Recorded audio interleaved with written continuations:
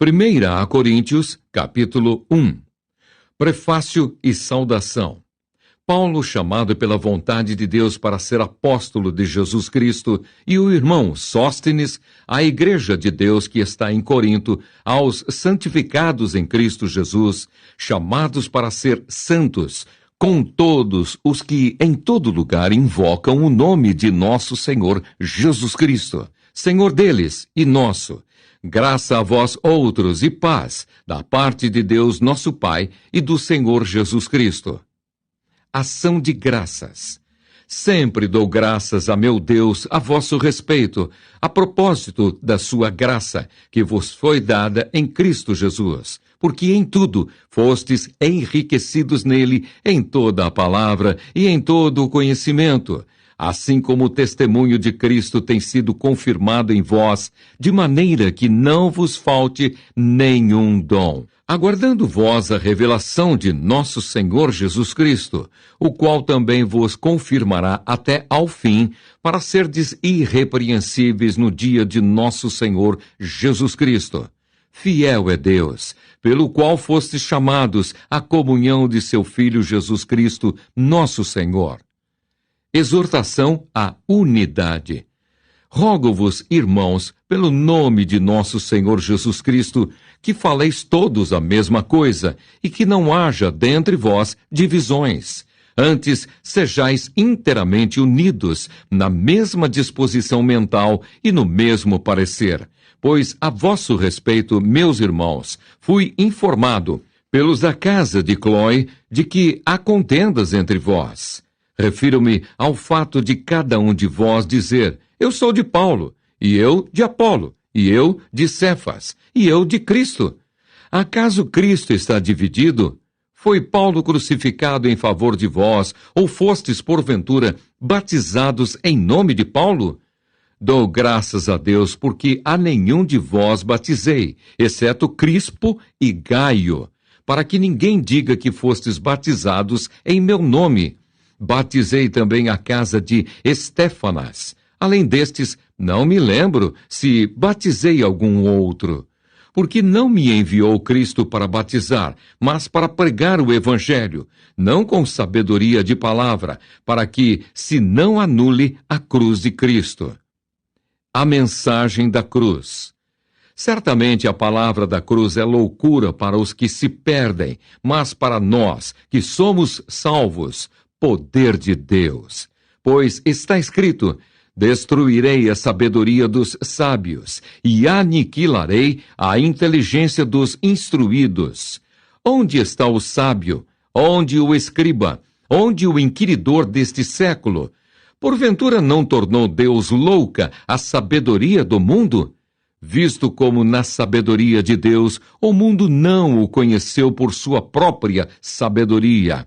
Aprove a Deus salvar os que creem pela loucura da pregação. Porque tanto os judeus pedem sinais, como os gregos buscam sabedoria.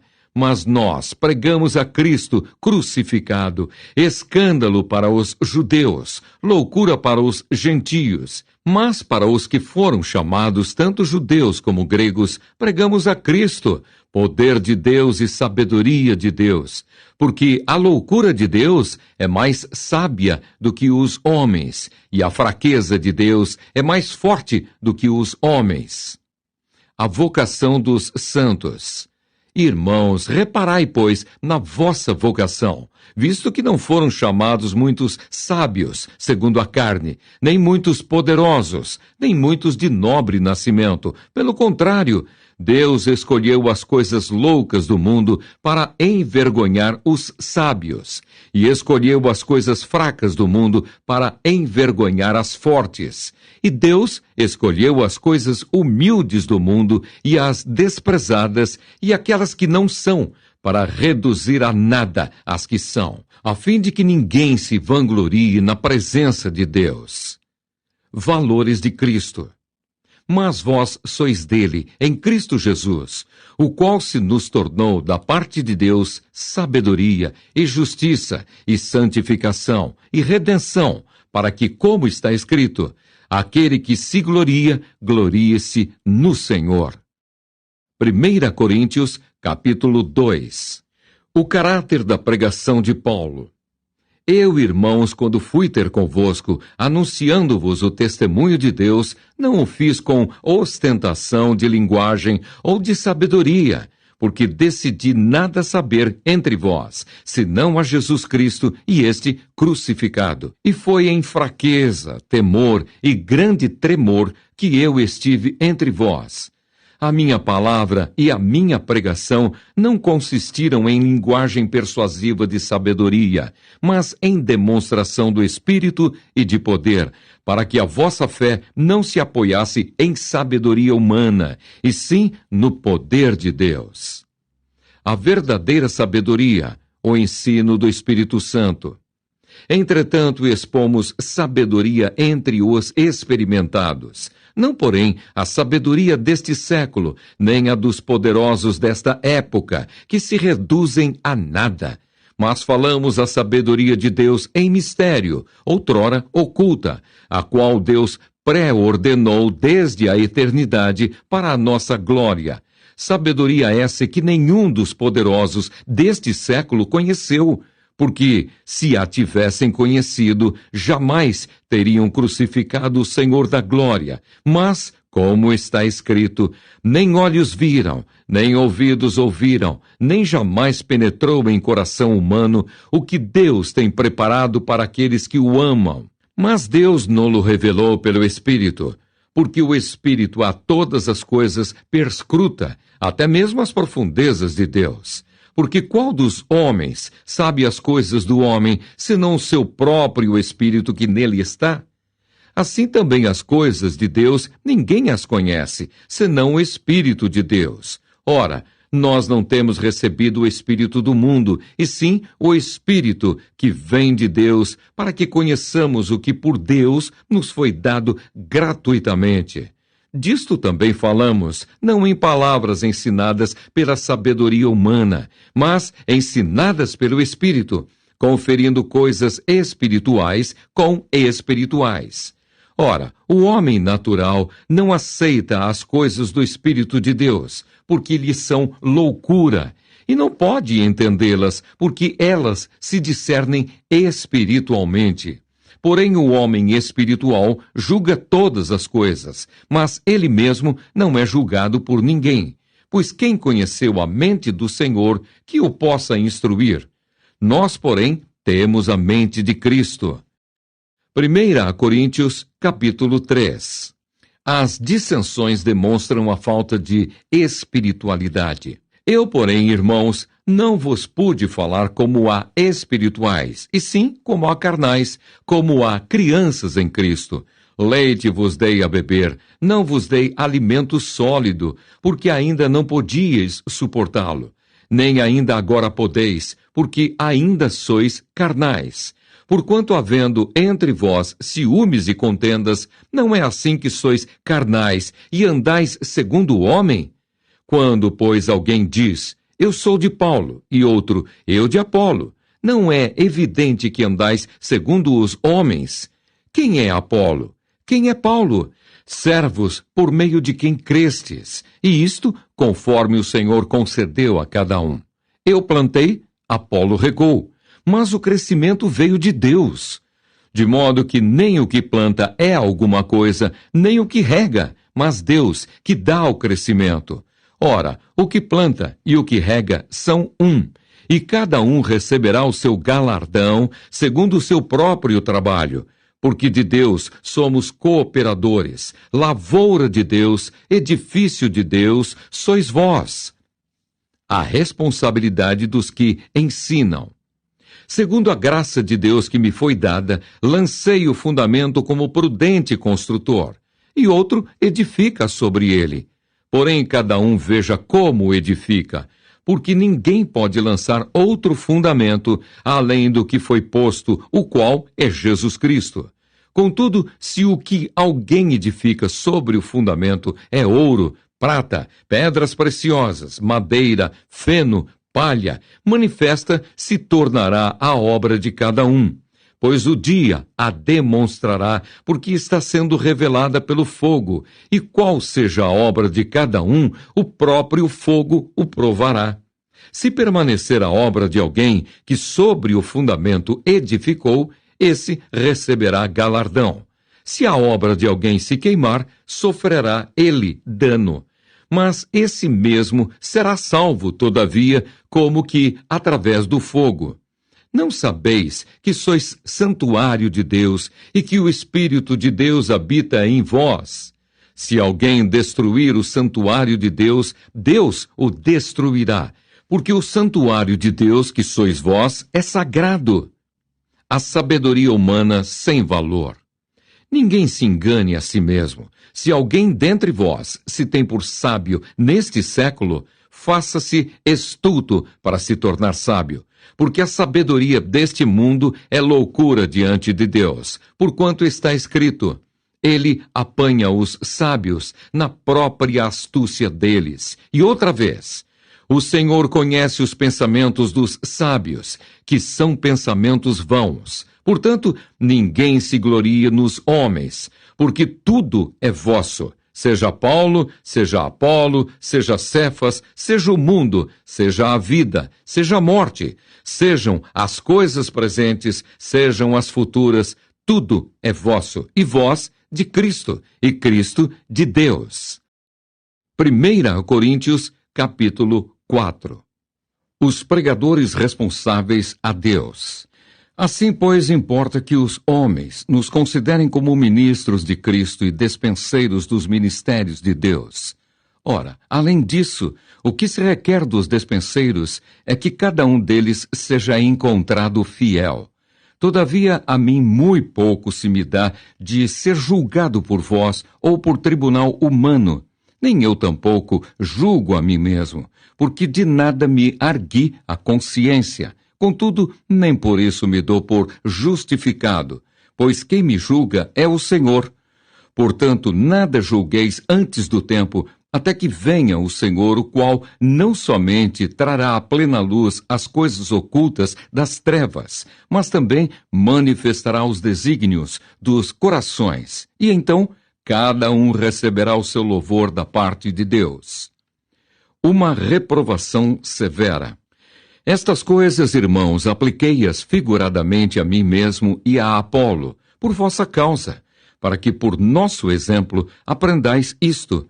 Não ultrapasseis o que está escrito, a fim de que ninguém se ensoberbeça a favor de um em detrimento de outro. Pois quem é que te faz sobressair? E que tens tu que não tenhas recebido? E se o recebeste, por que te vanglorias como se o não tiveras recebido? Já estáis fartos, já estáis ricos, chegastes a reinar sem nós, sim, tomara reinasseis, para que também nós viéssemos a reinar convosco, porque a mim me parece que Deus nos pôs a nós, os apóstolos, em último lugar, como se fôssemos condenados à morte, porque nos tornamos espetáculo ao mundo, tanto a anjos como a homens. Nós somos loucos por causa de Cristo, e vós, sábios em Cristo, nós, fracos, e vós, fortes, vós, nobres, e nós, desprezíveis.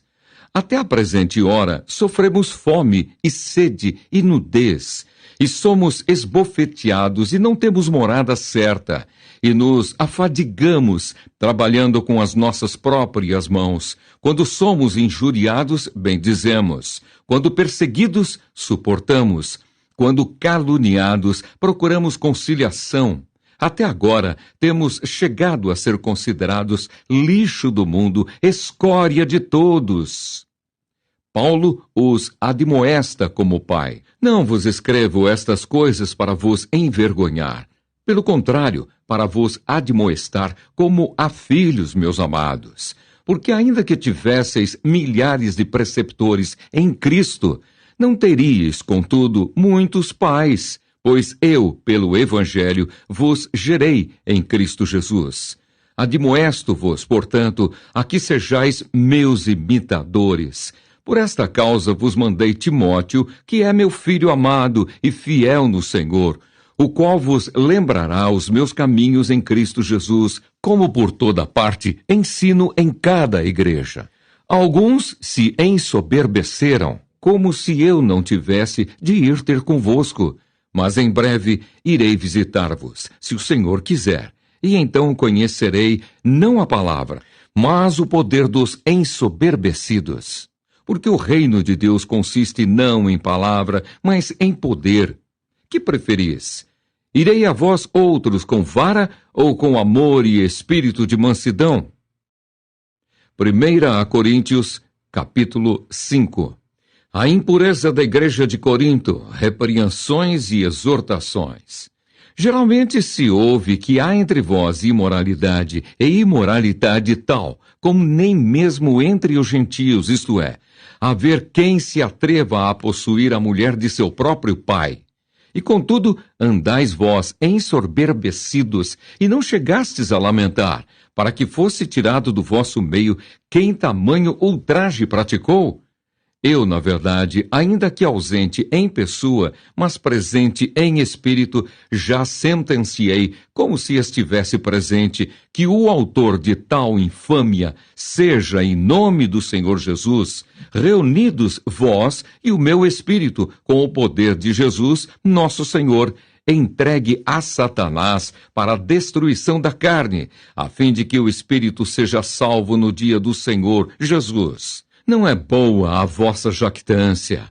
Não sabeis que um pouco de fermento leveda a massa toda? Lançai fora o velho fermento, para que sejais nova massa, como sois de fato, sem fermento. Pois também Cristo, nosso Cordeiro Pascal, foi imolado. Por isso celebremos a festa não com o velho fermento, nem com o fermento da maldade e da malícia, e sim com os asmos da sinceridade e da verdade. Já em carta vos escrevi que não vos associasseis com os impuros. Refiro-me com isto não propriamente aos impuros deste mundo, ou aos avarentos, ou roubadores, ou idólatras, pois neste caso teríeis de sair do mundo. Mas agora vos escrevo que não vos associeis com alguém que, dizendo-se irmão, for impuro, ou avarento, ou idólatra, ou maldizente, ou beberrão, ou roubador. Com esse tal, nem ainda comais. Pois com que direito haveria eu de julgar os de fora? Não julgais vós os de dentro? Os de fora, porém, Deus os julgará. Expulsai, pois, de entre vós o malfeitor. 1 Coríntios, capítulo 6. Paulo censura o litígio entre os irmãos. Aventura-se algum de vós, tendo questão contra outro, a submetê-lo a juízo perante os injustos e não perante os santos? Ou não sabeis que os santos hão de julgar o mundo? Ora, se o mundo deverá ser julgado por vós, sois acaso indignos de julgar as coisas mínimas? Não sabeis que havemos de julgar os próprios anjos, quanto mais as coisas desta vida? Entretanto, vós, quando tendes a julgar negócios terrenos, constituís um tribunal daqueles que não têm nenhuma aceitação na igreja. Para vergonha, vô-lo digo, não há porventura, nem ao menos um sábio entre vós que possa julgar no meio da irmandade? Mas irá um irmão a juízo contra outro irmão, e isto perante incrédulos. O só existir entre vós demandas já é completa derrota para vós outros. Por que não sofreis antes a injustiça? Por que não sofreis antes o dano? Mas vós mesmos fazeis a injustiça e fazeis o dano, e isto aos próprios irmãos. Ou não sabeis que os injustos não herdarão o reino de Deus? Não vos enganeis, nem impuros, nem idólatras, nem adúlteros, nem efeminados, nem sodomitas, nem ladrões, nem avarentos, nem bêbados, nem maldizentes, nem roubadores herdarão o reino de Deus. Tais fostes alguns de vós, mas vós vos lavastes. Mas fostes santificados, mas fostes justificados em o nome do Senhor Jesus Cristo e no Espírito do nosso Deus. A sensualidade é condenada. Todas as coisas me são lícitas, mas nem todas convêm. Todas as coisas me são lícitas, mas eu não me deixarei dominar por nenhuma delas. Os alimentos são para o estômago, e o estômago para os alimentos, mas Deus destruirá tanto estes como aquele. Porém, o corpo não é para a impureza, mas para o Senhor, e o Senhor para o corpo. Deus ressuscitou o Senhor e também nos ressuscitará a nós pelo seu poder. Não sabeis que os vossos corpos são membros de Cristo? E eu, porventura, tomaria os membros de Cristo e os faria membros de meretriz? Absolutamente não. Ou não sabeis que o homem que se une à prostituta forma um só corpo com ela? Porque, como se diz, serão os dois uma só carne. Mas aquele que se une ao Senhor é um espírito com ele. Fugi da impureza. Qualquer outro pecado que uma pessoa cometer é fora do corpo, mas aquele que pratica a imoralidade peca contra o próprio corpo. Acaso não sabeis que o vosso corpo é santuário do Espírito Santo que está em vós, o qual tendes da parte de Deus, e que não sois de vós mesmos? Porque fostes comprados por preço, agora, pois, glorificai a Deus no vosso corpo. 1 Coríntios, capítulo 7. Respostas a perguntas acerca do casamento. Quanto ao que me escrevestes, é bom que o homem não toque em mulher, mas por causa da impureza, cada um tenha a sua própria esposa e cada uma o seu próprio marido. O marido conceda à esposa o que lhe é devido e também, semelhantemente, a esposa ao seu marido. A mulher não tem poder sobre o seu próprio corpo, e sim o marido. E também, semelhantemente, o marido não tem poder sobre o seu próprio corpo, e sim a mulher.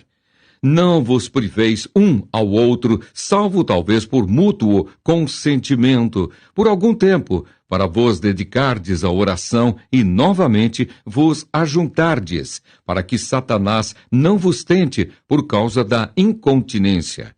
E isto vos digo como concessão e não por mandamento.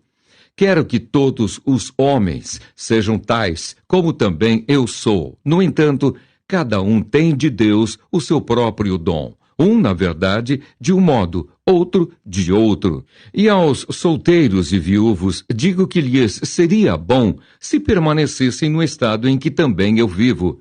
Caso, porém, não se dominem, que se casem, porque é melhor casar do que viver abrasado. A estabilidade da família. Ora, aos casados ordeno não eu, mas o Senhor, que a mulher não se separe do marido. Se, porém, ela vier a separar-se, que não se case ou que se reconcilie com seu marido, e que o marido não se aparte de sua mulher.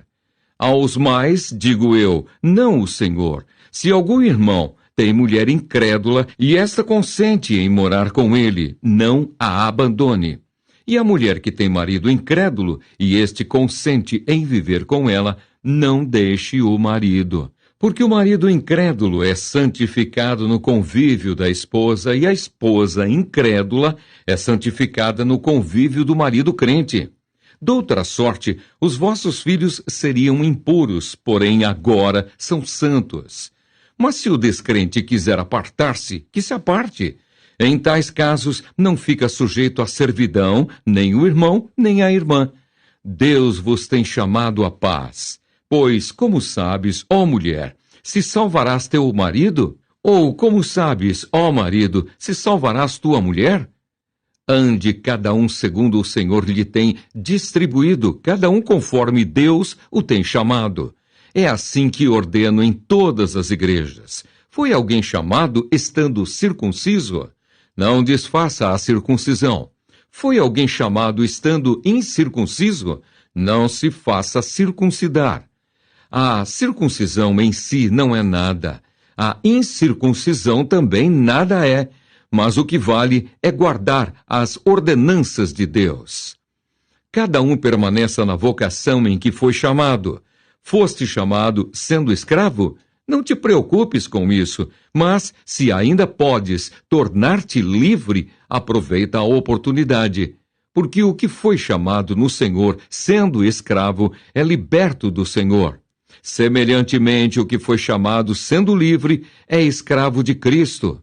Por preço fostes comprados, não vos torneis escravos de homens. Irmãos, cada um permaneça diante de Deus naquilo em que foi chamado. Problemas com respeito ao casamento em tempos de tribulação. Com respeito às virgens, não tenho mandamento do Senhor, porém, dou minha opinião, como tendo recebido do Senhor a misericórdia de ser fiel. Considero, por causa da angustiosa situação presente, ser bom para o homem permanecer assim como está. Estás casado? Não procures separar-te. Estás livre de mulher? Não procures casamento. Mas, se te casares, com isto não pecas. E também se a virgem se casar, por isso não peca. Ainda assim, tais pessoas sofrerão angústia na carne, e eu quisera poupar-vos. Isto, porém, vos digo, irmãos, o tempo se abrevia. O que resta é que não só os casados sejam como se não fossem, mas também os que choram, como se não chorassem, e os que se alegram, como se não se alegrassem, e os que compram, como se nada possuíssem, e os que se utilizam do mundo, como se dele não usassem, porque a aparência deste mundo passa. O que realmente eu quero é que estejais livres de preocupações. Quem não é casado, cuida das coisas do Senhor, de como agradar ao Senhor. Mas o que se casou, cuida das coisas do mundo, de como agradar a esposa. E assim está dividido. Também a mulher, tanto a viúva como a virgem, cuida das coisas do Senhor para ser santa, assim no corpo como no espírito. A que se casou, porém, se preocupa com as coisas do mundo, de como agradar ao marido. Digo isto em favor dos vossos próprios interesses. Não que eu pretenda enredar-vos, mas somente para o que é decoroso e vos facilite o consagrar-vos, desimpedidamente ao Senhor. Entretanto, se alguém julga que trata sem decoro a sua filha, estando já a passar-lhe a flor da idade e as circunstâncias o exigem, faça o que quiser. Não peca, que se casem. Todavia, o que está firme em seu coração, não tendo necessidade, mas domínio sobre o seu próprio arbítrio, e isto bem firmado no seu ânimo, para conservar virgem a sua filha, bem fará. E assim, quem casa a sua filha virgem, faz bem. Quem não a casa, faz melhor. A mulher está ligada enquanto vive o marido. Contudo, se falecer o marido, fica livre para casar com quem quiser, mas somente no Senhor. Todavia será mais feliz se permanecer viúva, segundo a minha opinião. E penso que também eu tenho o Espírito de Deus. 1 Coríntios, capítulo 8. Acerca das coisas sacrificadas aos ídolos. No que se refere às coisas sacrificadas a ídolos, reconhecemos que todos somos senhores do saber. O saber ensoberbece, mas o amor edifica. Se alguém julga saber alguma coisa, com efeito, não aprendeu ainda como convém saber. Mas se alguém ama a Deus, esse é conhecido por ele. No tocante à comida sacrificada a ídolos, sabemos que o ídolo de si mesmo nada é no mundo e que não há senão um só Deus. Porque ainda que há também alguns que se chamam deuses quer no céu ou sobre a terra, como há muitos deuses e muitos senhores, todavia, para nós há um só Deus, o Pai, de quem são todas as coisas e para quem existimos. E um só Senhor, Jesus Cristo, pelo qual são todas as coisas, e nós também por ele. Entretanto, não há esse conhecimento em todos, porque alguns, por efeito da familiaridade, até agora com o ídolo, ainda comem dessas coisas, como a ele sacrificadas. E a consciência destes, por ser fraca, vem a contaminar-se. não é a comida que nos recomendará a Deus, pois nada perderemos se não comermos, e nada ganharemos se comermos. Vede, porém, que esta vossa liberdade não venha de algum modo a ser tropeço para os fracos.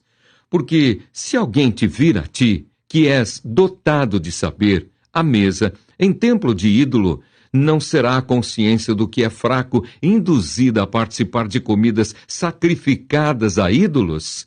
E assim, por causa do teu saber, perece o irmão fraco, pelo qual Cristo morreu. E deste modo, pecando contra os irmãos, golpeando-lhes a consciência fraca, é contra Cristo que pecais. E por isso, se a comida serve de escândalo a meu irmão, nunca mais comerei carne, para que não venha a escandalizá-lo. 1 Coríntios, capítulo 9. A liberdade e os direitos do apóstolo Paulo. Não sou eu, porventura, livre? Não sou apóstolo? Não vi Jesus, nosso Senhor? Acaso não sois fruto do meu trabalho no Senhor? Se não sou apóstolo para outrem, certamente o sou para vós outros, porque vós sois o selo do meu apostolado no Senhor. A minha defesa perante os que me interpelam é esta: não temos nós o direito de comer e beber? E também o de fazer-nos acompanhar de uma mulher irmã, como fazem os demais apóstolos e os irmãos do Senhor e Cefas? Ou somente eu e Barnabé não temos direito de deixar de trabalhar? Quem jamais vai à guerra à sua própria custa? Quem planta a vinha e não come do seu fruto? Ou quem apacenta um rebanho e não se alimenta do leite do rebanho? Porventura falo isto como homem, ou não o diz também a lei? Porque na lei de Moisés está escrito: não atarás a boca ao boi quando pisa o trigo. Acaso é com bois que Deus se preocupa? Ou é seguramente por nós que ele o diz? Certo que é por nós que está escrito, pois o que lavra, cumpre fazê-lo com esperança. O que pisa o trigo, faça-o na esperança de receber a parte que lhe é devida. Se nós vos semeamos as coisas espirituais, será muito recolhermos de vós bens materiais? Se outros participam desse direito sobre vós, não o temos nós em maior medida? Entretanto, não usamos desse direito, antes suportamos tudo para não criarmos qualquer obstáculo ao Evangelho de Cristo. Não sabeis vós que os que prestam serviços sagrados do próprio templo se alimentam? E quem serve ao altar, do altar tira o seu sustento? Assim ordenou também o Senhor aos que pregam o Evangelho que vivam do Evangelho. Eu, porém, não me tenho servido de nenhuma destas coisas, e não escrevo isto para que assim se faça comigo, porque melhor me fora morrer antes que alguém me anule esta glória. Se anuncio o Evangelho, não tenho de me gloriar, pois sobre mim pesa essa obrigação. Porque ai de mim, se não pregar o Evangelho. Se o faço de livre vontade, tenho galardão, mas, se constrangido, é então a responsabilidade de despenseiro que me está confiada. Nesse caso, qual é o meu galardão? É que, evangelizando, proponha de graça o Evangelho para não me valer do direito que ele me dá. Porque, sendo livre de todos, fiz-me escravo de todos, a fim de ganhar o maior número possível. Procedi para com os judeus como judeu, a fim de ganhar os judeus. Para os que vivem sob o regime da lei, como se eu mesmo assim vivesse. Para ganhar os que vivem debaixo da lei, embora não esteja eu debaixo da lei. Aos sem lei, como se eu mesmo o fosse, não estando sem lei para com Deus, mas debaixo da lei de Cristo, para ganhar os que vivem fora do regime da lei. Fiz-me fraco para com os fracos, com o fim de ganhar os fracos. Fiz-me tudo para com todos, com o fim de, por todos os modos, salvar alguns. Tudo faço por causa do Evangelho, com o fim de me tornar cooperador com ele. Não sabeis vós que os que correm no estádio, todos, na verdade, correm, mas um só leva o prêmio? Correi de tal maneira que o alcanceis. Todo atleta em tudo se domina, aqueles para alcançar uma coroa corruptível, nós, porém, a incorruptível. Assim corro também eu, não sem meta, assim luto, não como desferindo golpes no ar, mas esmurro o meu corpo e o reduzo à escravidão, para que, tendo pregado a outros, não venha eu mesmo a ser desqualificado. 1 Coríntios, capítulo 10. Exemplos da história de Israel.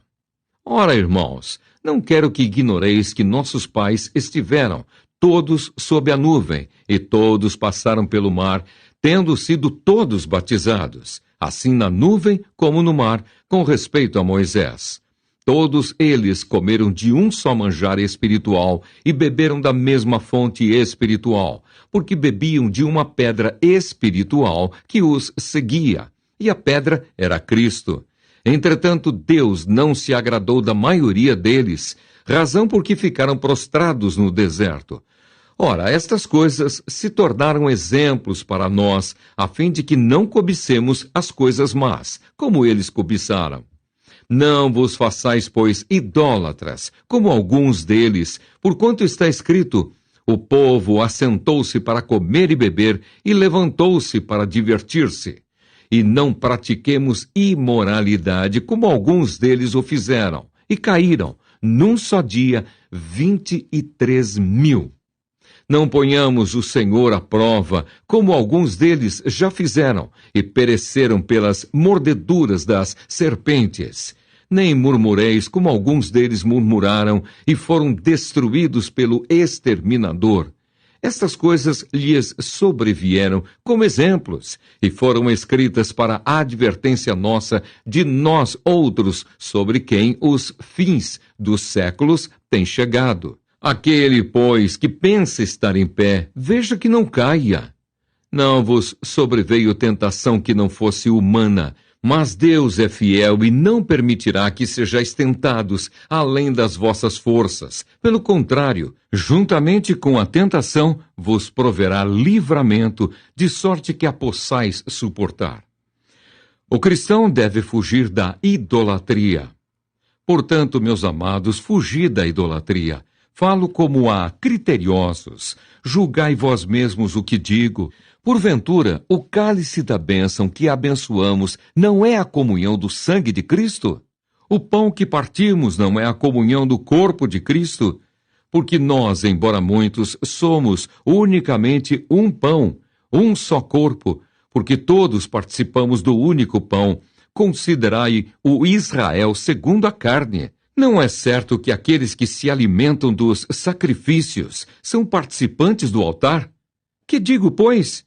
Que o sacrificado ao ídolo é alguma coisa? Ou que o próprio ídolo tem algum valor? Antes digo que as coisas que eles sacrificam é a demônios que as sacrificam e não a Deus. E eu não quero que vos torneis associados aos demônios. Não podeis beber o cálice do Senhor e o cálice dos demônios. Não podeis ser participantes da mesa do Senhor e da mesa dos demônios. Ou provocaremos zelos no Senhor? Somos acaso mais fortes do que ele? Os limites da liberdade cristã. Todas as coisas são lícitas, mas nem todas convêm. Todas são lícitas, mas nem todas edificam. Ninguém busca o seu próprio interesse, e sim o de outrem. Comei de tudo o que se vende no mercado, sem nada perguntardes, por motivo de consciência, porque do Senhor é a terra e a sua plenitude. Se algum dentre os incrédulos vos convidar e quiserdes ir, comei de tudo o que for posto diante de vós, sem nada perguntardes, por motivo de consciência. Porém, se alguém vos disser: isto é coisa sacrificada a ídolo, não comais, por causa daquele que vos advertiu e por causa da consciência. Consciência, digo, não a tua propriamente, mas a do outro. Pois, por que há de ser julgada a minha liberdade pela consciência alheia? Se eu participo com ações de graças, por que hei de ser vituperado por causa daquilo por que dou graças? Portanto, quer comais, quer bebais, ou façais outra coisa qualquer, fazei tudo para a glória de Deus. Não vos tornei causa de tropeço nem para judeus, nem para gentios, nem tampouco para a igreja de Deus. Assim como também eu procuro, em tudo, ser agradável a todos, não buscando meu próprio interesse, mas o de muitos, para que sejam salvos. 1 Coríntios capítulo 11. Sede meus imitadores, como também eu sou de Cristo. O véu e seu uso na igreja de Corinto. De fato eu vos louvo, porque em tudo vos lembrais de mim e retendes as tradições, assim como vô-las entreguei. Quero, entretanto, que saibais ser Cristo o cabeça de todo o homem, e o homem o cabeça da mulher, e Deus o cabeça de Cristo. Todo homem que ora ou profetiza, tendo a cabeça coberta, desonra a sua própria cabeça. Toda mulher, porém, que ora ou profetiza com a cabeça sem véu, desonra a sua própria cabeça, porque é como se a tivesse rapada. Portanto, se a mulher não usa véu, nesse caso, que rape o cabelo. Mas se lhe é vergonhoso o tosquiar-se ou rapar-se, cumpre-lhe usar véu. Porque, na verdade, o homem não deve cobrir a cabeça, por ser ele imagem e glória de Deus. Mas a mulher é glória do homem. Porque o homem não foi feito da mulher, e sim a mulher do homem. Porque também o homem não foi criado por causa da mulher, e sim a mulher por causa do homem. Portanto, deve a mulher, por causa dos anjos, trazer véu na cabeça como sinal de autoridade. No Senhor, todavia, nem a mulher é independente do homem, nem o homem independente da mulher. Porque como provém a mulher do homem, assim também o homem é nascido da mulher, e tudo vem de Deus. Julgai entre vós mesmos. É próprio que a mulher ore a Deus sem trazer o véu? Ou não vos ensina a própria natureza ser desonroso para o homem usar cabelo comprido? E que, tratando-se da mulher, é para ela uma glória, pois o cabelo lhe foi dado em lugar de mantilha. Contudo, se alguém quer ser contencioso, saiba que nós não temos tal costume, nem as igrejas de Deus. Instrução quanto à celebração da ceia do Senhor. Nisto, porém, que vos prescrevo, não vos louvo, porquanto vos ajuntais não para melhor, e sim para pior. Porque, antes de tudo, estou informado haver divisões entre vós, quando vos reunis na igreja, e eu, em parte, o creio. Porque até mesmo importa que haja partidos entre vós, para que também os aprovados se tornem conhecidos em vosso meio. Quando, pois, vos reunis no mesmo lugar, não é a ceia do Senhor que comeis, porque ao comerdes cada um, toma antecipadamente a sua própria ceia. E há quem tenha fome, ao passo que há também quem se embriague. Não tendes, porventura, casas onde comer ou beber? Ou menosprezais a igreja de Deus e envergonhais os que nada têm? Que vos direi? Louvar-vos-ei? Nisto certamente não vos louvo. Porque eu recebi do Senhor o que também vos entreguei, que o Senhor Jesus, na noite em que foi traído, tomou o pão, e tendo dado graças, o partiu, e disse: Isto é o meu corpo, que é dado por vós. Fazei isto em memória de mim. Por semelhante modo, depois de haver ceado, tomou também o cálice, dizendo: Este cálice é a nova aliança no meu sangue. Fazei isto todas as vezes que o beberdes em memória de mim. Porque todas as vezes que comerdes este pão e beberdes o cálice, anunciais a morte do Senhor até que ele venha.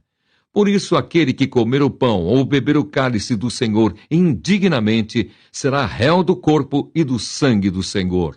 Examine-se, pois, o homem a si mesmo, e assim coma do pão e beba do cálice. Pois quem come e bebe sem discernir o corpo, come e bebe juízo para si. Eis a razão porque há entre vós muitos fracos e doentes, e não poucos que dormem. Porque se nos julgássemos a nós mesmos, não seríamos julgados. Mas, quando julgados, somos disciplinados pelo Senhor para não sermos condenados com o mundo. Assim, pois, irmãos meus, quando vos reunis para comer, esperai uns pelos outros. Se alguém tem fome, coma em casa, a fim de não vos reunirdes para juízo. Quanto às demais coisas, eu as ordenarei quando for ter convosco. 1 Coríntios capítulo 12. Acerca de dons espirituais. A respeito dos dons espirituais, não quero, irmãos, que sejais ignorantes. Sabeis que outrora, quando éreis gentios, deixáveis conduzir-vos aos ídolos mudos, segundo éreis guiados. Por isso vos faço compreender que ninguém que fala pelo Espírito de Deus afirma, anátema Jesus. Por outro lado, ninguém pode dizer, Senhor Jesus, senão pelo Espírito Santo. Ora, os dons são diversos, mas o Espírito é o mesmo, e também há diversidade nos serviços. Mas o Senhor é o mesmo, e há diversidade nas realizações. Mas o mesmo Deus é quem opera tudo em todos.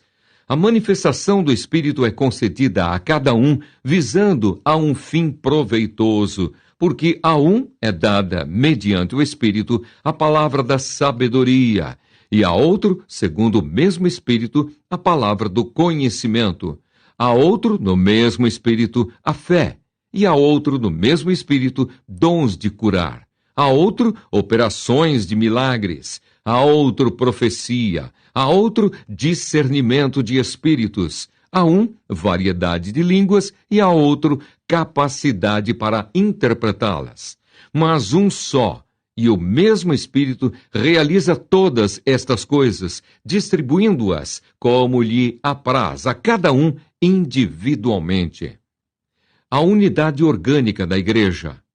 Porque assim como o corpo é um e tem muitos membros, e todos os membros, sendo muitos, constituem um só corpo, assim também com respeito a Cristo, pois em um só Espírito todos nós fomos batizados em um corpo, quer judeus, quer gregos, quer escravos, quer livres. E a todos nós foi dado beber de um só Espírito, porque também o corpo não é um só membro, mas muitos. Se disser o pé, porque não sou mão, não sou do corpo, nem por isso deixa de ser do corpo. Se o ouvido disser, porque não sou olho, não sou do corpo, nem por isso deixa de o ser. Se todo o corpo fosse olho, onde estaria o ouvido? Se todo fosse ouvido, onde o olfato? Mas Deus dispôs os membros, colocando cada um deles no corpo como lhe aprouve. Se todos, porém, fossem um só membro, onde estaria o corpo? O certo é que há muitos membros, mas um só corpo. Não podem os olhos dizer à mão, não precisamos de ti, nem ainda a cabeça aos pés, não preciso de vós. Pelo contrário, os membros do corpo que parecem ser mais fracos são necessários, e os que nos parecem menos dignos no corpo, a estes damos muito maior honra. Também os que em nós não são decorosos revestimos de especial honra. Mas os nossos membros nobres não têm necessidade disso.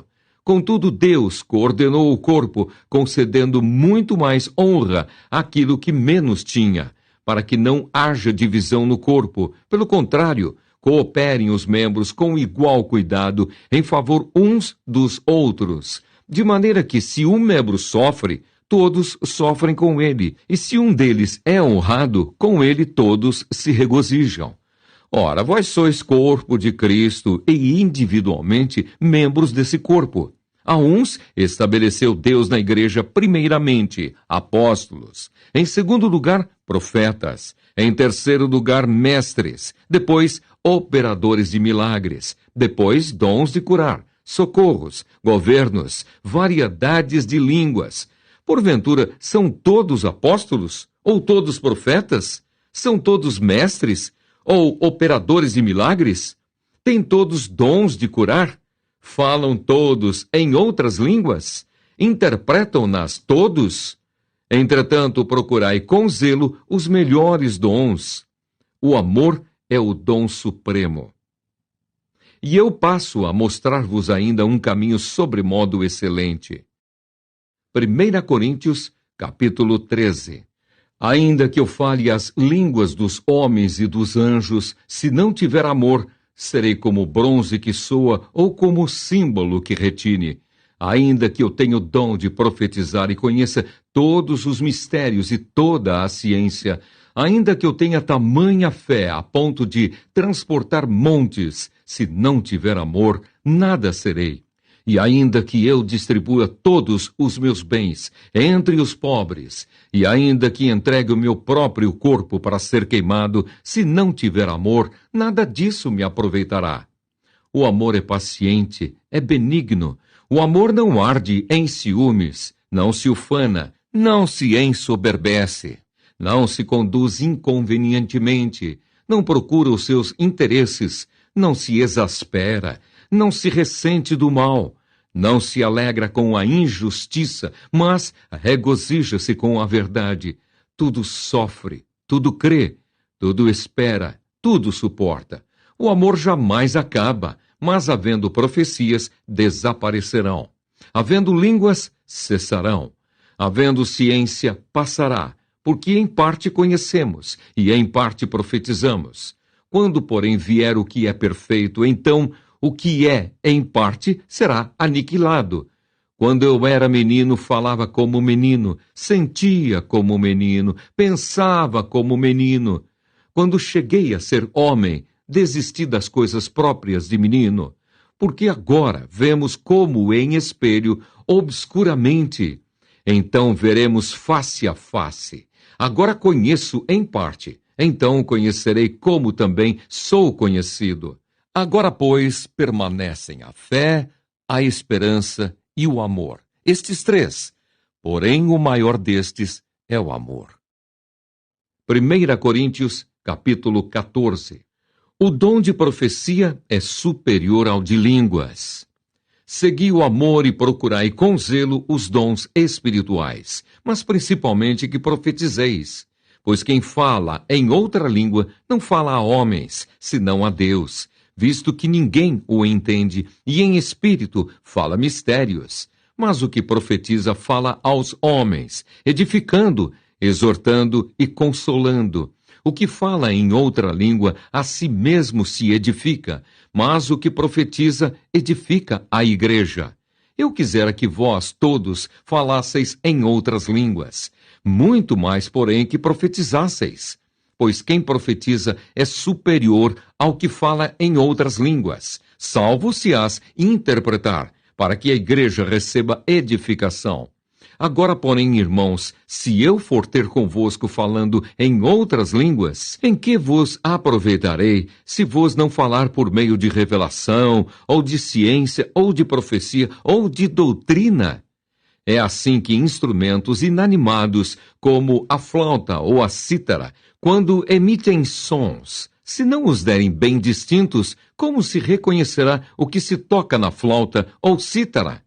Pois também se a trombeta der som incerto, quem se preparará para a batalha? Assim vós, se com a língua não disserdes palavra compreensível, como se entenderá o que dizeis? Porque estareis como se falasseis ao ar. Há sem dúvida muitos tipos de vozes no mundo, nenhum deles, contudo, sem sentido. Se eu, pois, ignorar a significação da voz, serei estrangeiro para aquele que fala, e ele estrangeiro para mim. Assim também vós, visto que desejais dons espirituais, procurai progredir para a edificação da igreja. Pelo que o que fala em outra língua deve orar para que a possa interpretar. Porque se eu orar em outra língua, o meu espírito ora de fato, mas a minha mente fica infrutífera. Que farei, pois? Orarei com o espírito, mas também orarei com a mente. Cantarei com o espírito, mas também cantarei com a mente. E se tu bem disseres apenas em espírito, como dirá o indouto o amém depois da tua ação de graças? Visto que não entende o que dizes, porque tu, de fato, dás bem as graças, mas o outro não é edificado. Dou graças a Deus porque falo em outras línguas mais do que todos vós. Contudo, prefiro falar na igreja 5 palavras com o meu entendimento para instruir outros a falar 10.000 palavras em outra língua. Os dons em face dos visitantes na igreja. Irmãos, não sejais meninos no juízo, na malícia sim, sede crianças. Quanto ao juízo, sede homens amadurecidos. Na lei está escrito: falarei a este povo por homens de outras línguas e por lábios de outros povos, e nem assim me ouvirão, diz o Senhor. De sorte que as línguas constituem um sinal não para os crentes, mas para os incrédulos. Mas a profecia não é para os incrédulos, e sim para os que creem. Se, pois, toda a igreja se reunir no mesmo lugar, e todos se puserem a falar em outras línguas, no caso de entrarem indoutos ou incrédulos, não dirão, porventura, que estáis loucos? Porém, se todos profetizarem, e entrar algum incrédulo ou indouto, é ele por todos convencido e por todos julgado. Tornam-se-lhe manifestos os segredos do coração, e assim, prostrando-se com a face em terra, adorará a Deus, testemunhando que Deus está de fato no meio de vós. A necessidade de ordem no culto. Que fazer, pois, irmãos? Quando vos reunis, um tem salmo, outro doutrina, este traz revelação, aquele outra língua, e ainda outro interpretação. Seja tudo feito para edificação. No caso de alguém falar em outra língua, que não sejam mais do que 2, ou, quando muito, 3. E isto sucessivamente, e haja quem interprete. Mas não havendo intérprete, fique calado na igreja, falando consigo mesmo e com Deus. Tratando-se de profetas, falem apenas 2 ou 3, e os outros julguem. Se, porém, vier revelação a outrem, que esteja assentado, cale-se o primeiro. Porque todos podereis profetizar, um após outro, para todos aprenderem e serem consolados. Os espíritos dos profetas estão sujeitos aos próprios profetas, porque Deus não é de confusão e sim de paz. Como em todas as igrejas dos santos, conservem-se as mulheres caladas nas igrejas, porque não lhes é permitido falar, mas estejam submissas como também a lei o determina. Se, porém, querem aprender alguma coisa, interroguem em casa a seu próprio marido, porque para a mulher é vergonhoso falar na igreja. Porventura a palavra de Deus se originou no meio de vós, ou veio ela exclusivamente para vós outros? Se alguém se considera profeta ou espiritual, reconheça ser mandamento do Senhor o que vos escrevo. E se alguém o ignorar, será ignorado. Portanto, meus irmãos, procurai com zelo o dom de profetizar, e não proibais o falar em outras línguas. Tudo, porém, seja feito com decência e ordem. 1 Coríntios, capítulo 15. A ressurreição de Cristo, penhor da nossa ressurreição. Irmãos, venho lembrar-vos o evangelho que vos anunciei, o qual recebestes e no qual ainda perseverais. Por ele também sois salvos, se retiverdes a palavra tal como vô-la preguei, a menos que tenhais crido em vão. Antes de tudo vos entreguei o que também recebi, que Cristo morreu pelos nossos pecados, segundo as Escrituras, e que foi sepultado, e ressuscitou ao terceiro dia, segundo as Escrituras, e apareceu a Cefas, e depois aos 12. Depois foi visto por mais de 500 irmãos de uma só vez, dos quais a maioria sobrevive até agora, porém alguns já dormem. Depois foi visto por Tiago, mais tarde por todos os apóstolos, e afinal, depois de todos, foi visto também por mim, como por um nascido fora de tempo. Porque eu sou o menor dos apóstolos, que mesmo não sou digno de ser chamado apóstolo, pois persegui a igreja de Deus. Mas pela graça de Deus sou o que sou, e a sua graça que me foi concedida não se tornou vã, antes trabalhei muito mais do que todos eles, Todavia, não eu, mas a graça de Deus comigo. Portanto, seja eu ou sejam eles, assim pregamos e assim crestes. Ora, se é corrente pregar-se que Cristo ressuscitou dentre os mortos, como, pois, afirmam alguns dentre vós que não há ressurreição de mortos? E se não há ressurreição de mortos, então Cristo não ressuscitou. E se Cristo não ressuscitou, é vã a nossa pregação e vã a vossa fé. E somos tidos por falsas testemunhas de Deus, porque temos asseverado contra Deus que ele ressuscitou a Cristo, ao qual ele não ressuscitou, se é certo que os mortos não ressuscitam. Porque se os mortos não ressuscitam, também Cristo não ressuscitou. E se Cristo não ressuscitou, é vã a vossa fé, e ainda permaneceis nos vossos pecados. E ainda mais, os que dormiram em Cristo pereceram. Se a nossa esperança em Cristo se limita apenas a esta vida, somos os mais infelizes de todos os homens. Cristo, as primícias dos que dormem. Mas, de fato, Cristo ressuscitou dentre os mortos, sendo ele as primícias dos que dormem. Visto que a morte veio por um homem, também por um homem veio a ressurreição dos mortos. Porque assim como em Adão todos morrem, assim também todos serão vivificados em Cristo. Cada um, porém, por sua própria ordem. Cristo, as primícias, depois os que são de Cristo na sua vinda. E então virá o fim, quando ele entregar o reino ao Deus e Pai, quando houver destruído todo o principado, bem como toda a potestade e poder, porque convém que ele reine até que haja posto todos os inimigos debaixo dos pés. O último inimigo a ser destruído é a morte, porque todas as coisas sujeitou debaixo dos pés. E quando diz que todas as coisas lhe estão sujeitas, certamente exclui aquele que tudo lhe subordinou. Quando, porém, todas as coisas lhe estiverem sujeitas, então o próprio Filho também se sujeitará àquele que todas as coisas lhe sujeitou, para que Deus seja tudo em todos. A ressurreição em relação à vida prática. De outra maneira, que farão os que se batizam por causa dos mortos? Se absolutamente os mortos não ressuscitam, por que se batizam por causa deles? E por que também nós nos expomos a perigos a toda hora? Dia após dia morro. Eu protesto, irmãos, pela glória que tenho em vós outros, em Cristo Jesus, nosso Senhor. Se como homem lutei em Éfeso com feras, que me aproveita isso?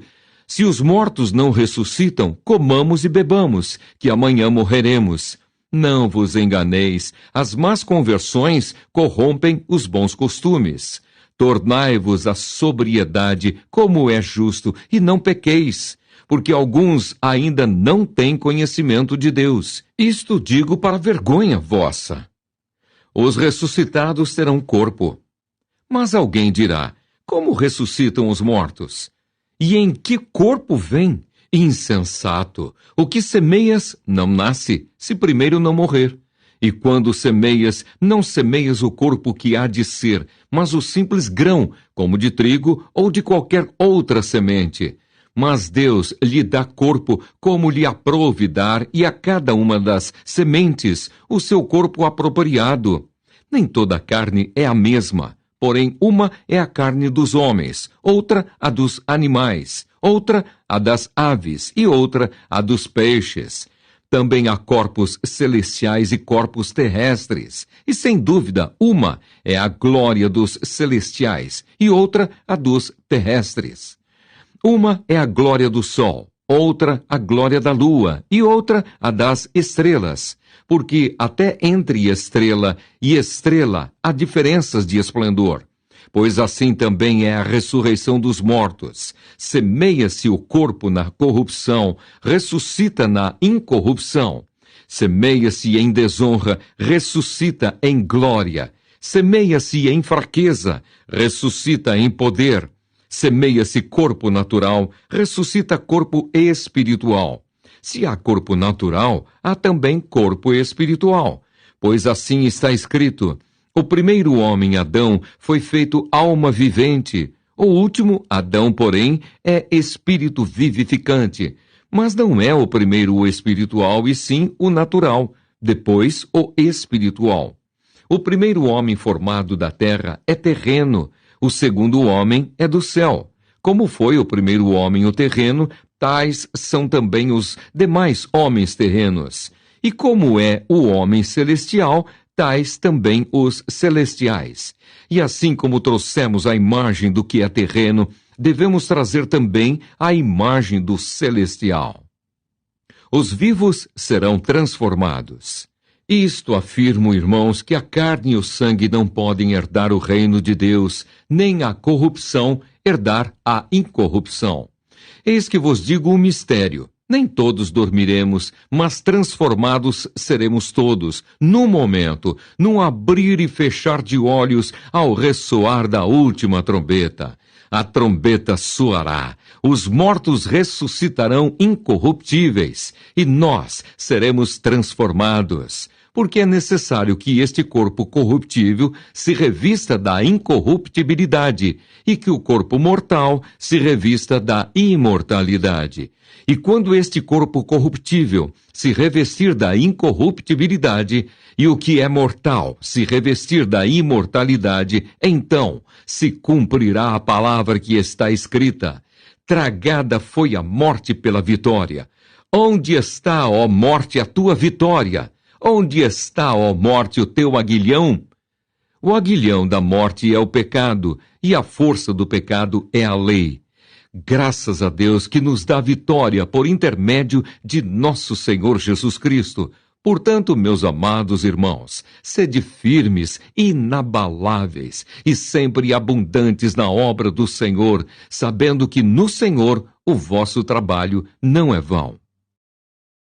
1 Coríntios, capítulo 16. Acerca da coleta para os necessitados da Judéia. Quanto à coleta para os santos, fazei vós também como ordenei às igrejas da Galácia. No primeiro dia da semana, cada um de vós ponha de parte em casa, conforme a sua prosperidade, e vá juntando, para que se não façam coletas quando eu for. E quando tiver chegado, enviarei com cartas para levarem as vossas dádivas a Jerusalém, aqueles que aprovardes. Se convier que eu também vá, eles irão comigo. Os projetos de Paulo. Irei ter convosco por ocasião da minha passagem pela Macedônia, porque devo percorrer a Macedônia. E bem pode ser que convosco me demore, ou mesmo passe o inverno, para que me encaminheis nas viagens que eu tenha de fazer. Porque não quero agora ver-vos apenas de passagem, pois espero permanecer convosco algum tempo, se o Senhor o permitir. Ficarei, porém, em Éfeso até ao Pentecostes, porque uma porta grande e oportuna para o trabalho se me abriu, e há muitos adversários. Acerca de Timóteo e Apolo.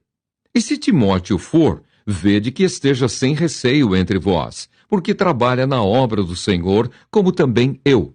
Ninguém, pois, o despreze, mas encaminhai-o em paz, para que venha ter comigo, visto que o espero com os irmãos. Acerca do irmão Apolo, muito lhe tenho recomendado que fosse ter convosco em companhia dos irmãos, mas de modo algum era a vontade dele ir agora. Irá, porém, quando se lhe deparar boa oportunidade. As exortações finais.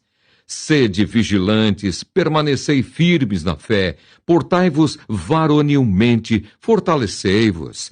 Todos os vossos atos sejam feitos com amor. Estéfanas, Fortunato e Acaico. E agora, irmãos, eu vos peço o seguinte: sabeis que a casa de Estéfanas são as primícias da Acaia e que se consagraram ao serviço dos santos, que também vos sujeiteis a esses tais, como também a todo aquele que é cooperador e obreiro. Alegro-me com a vinda de Estéfanas e de Fortunato e de Acaico, porque estes supriram o que da vossa parte faltava, porque trouxeram refrigério ao meu espírito e ao vosso. Reconhecei, pois, a homens como estes. Saudações e a bênção. As igrejas da Ásia vos saúdam. No Senhor muitos vos saúdam, Áquila e Priscila, e bem assim a igreja que está na casa deles. Todos os irmãos vos saúdam. Saudai-vos uns aos outros com o ósculo santo. A saudação escrevo-a eu, Paulo, de próprio punho. Se alguém não ama ao Senhor, seja anátema. Maranata, a graça do Senhor Jesus seja convosco. O meu amor seja com